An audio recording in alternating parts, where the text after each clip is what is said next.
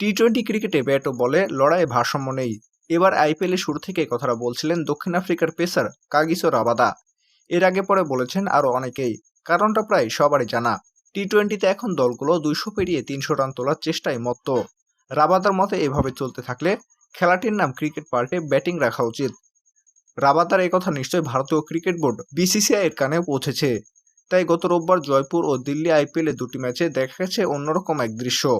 দুটি ম্যাচে মাঠের আম্পায়াররা ক্রিজে আসা ব্যাটারদের ব্যাটের আকার পরীক্ষা করেন।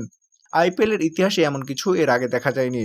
ভারতের সংবাদ মাধ্যম ইন্ডিয়া টুডে জানিয়েছে, আইপিএলে এবারে প্রথমবারের মতো মাঠের আম্পায়ারদের ম্যাচের মধ্যেই ব্যাটারের আকার পরীক্ষা করার নির্দেশ দিয়েছে বিসিসিআই। ব্যাটের নিয়মসিদ্ধ আকার অনুযায়ী বানানো হয়েছে কিনা সেটা একটি মাপার বস্তুর মাধ্যমে পরীক্ষা করেন আম্পায়াররা। অতীতে এই পরীক্ষাগুলো ড্রেসিং রুমে করা হতো, কিন্তু রোববার তা খেলার সময় মাঠেই দেখা গেছে। ব্যাটসম্যানদের ব্যাট যদি নিয়ম অনুযায়ী বানানো হয় তাহলে এই যন্ত্রের সঙ্গে খাপ। বাংলা নিউজ লাইভ, রিফাত সরকার।